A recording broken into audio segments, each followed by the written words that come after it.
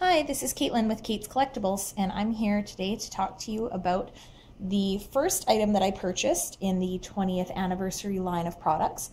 It's also the first makeup item in the Miracle Romance makeup collection. It is the Shining Moon Powder. So to start with the box, as you can see, it's got Princess Serenity's outline on the front in this really pretty, shiny, mirrored, reflective bit. You can kind of see it there a little bit.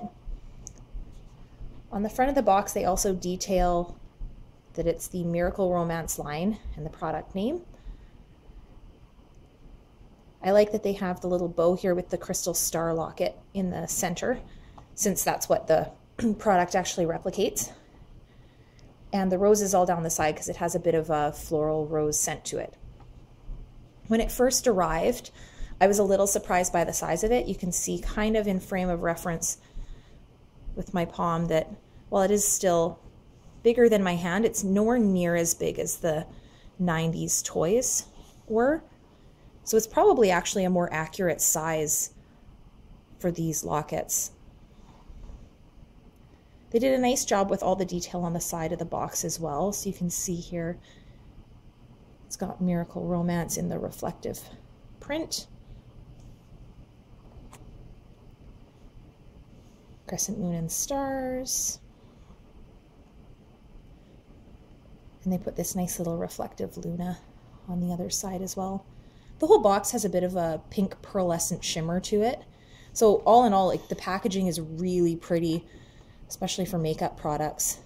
On the back here, obviously I don't read Japanese, so I'm under the assumption that this is a list of what's in the product, and warnings and all the usual labels. And the back of the product here, the bottom. So again, it details the name, this time in a rainbow font. We have the official gold Toei Bandai sticker here, and the 20th anniversary logo in the corner as well.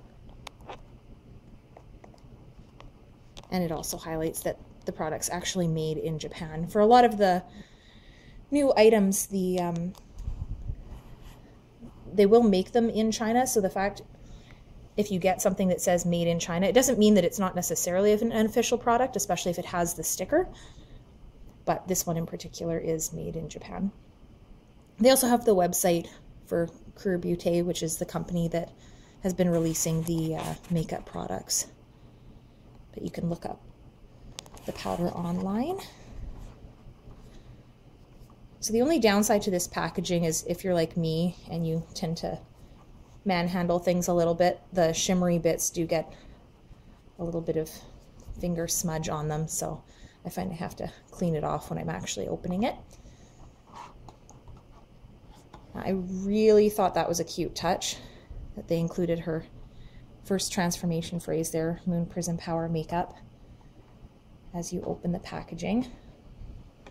There's a nice little layer of foam to protect the locket itself.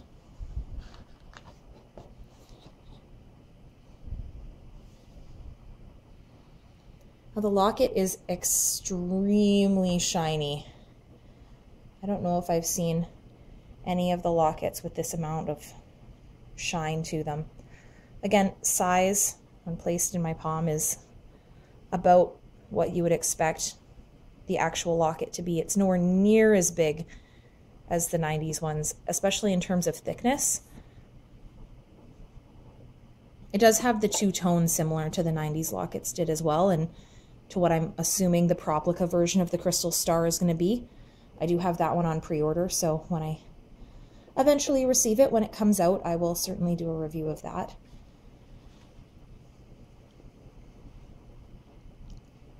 I like the accuracy of the product. I also like the little gemstones that they included there, the way they stand out. All in all, they did a really nice job of this packaging. The bottom, again, just kind of denotes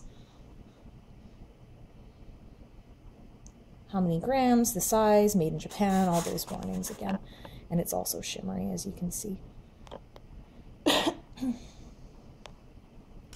So to open the product,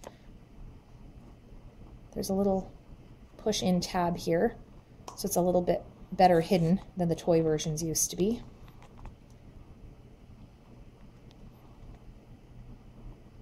The powder puff to apply it with, which is also just a little bit scented.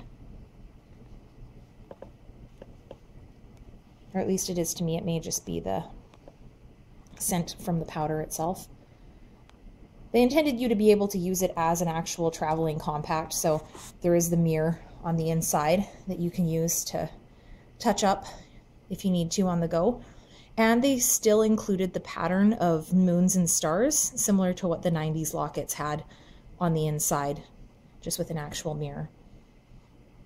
Now, I haven't actually used the powder because I wanted to keep this as a collectible item. I didn't want to damage it or use it up in any way. Obviously, over time, the powder will harden and become unusable, but for me, that wasn't the reason I bought it, so I wanted to keep it intact. They did do this nice little plastic piece here to replicate the silver crystal as well as the ribbons and stars that would be on the inside of the locket.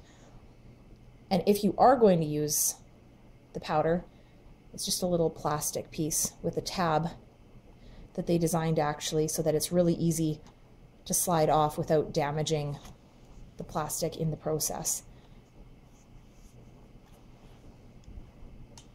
The powder itself has a little bit of a pearlescent sheen to it. It's probably hard to see here because it doesn't reflect or sparkle as much as all the packaging does. But it has a really nice floral rosy kind of scent. So if you like the smell of roses, which Sailor Moon obviously would, it's a nice touch. So this was the first product in their makeup line. Since then they've done some eyeliners and mascaras and things. This is the only product that they've released where it's supposed to be accurate to one of the transformation items. Everything else just has kind of looked like makeup. So that's why this one ended up being quite unique.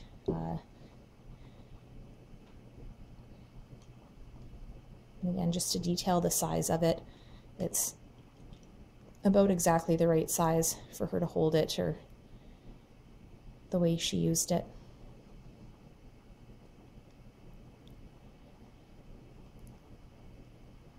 So other than the fact that it's makeup and it's not one of the battery-powered toys, so there's no sound effects, no lights, none of that, I think it's a really valuable item to have in the collection because of how unique it is and the fact that it's the first item in the makeup line.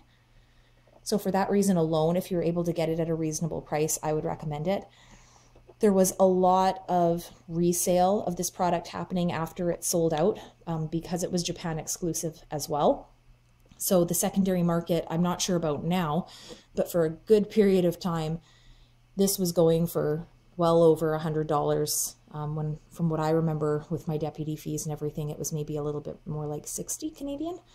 So if you can find it for a reasonable price now, I would highly recommend adding it to your collection just because of how unique it is.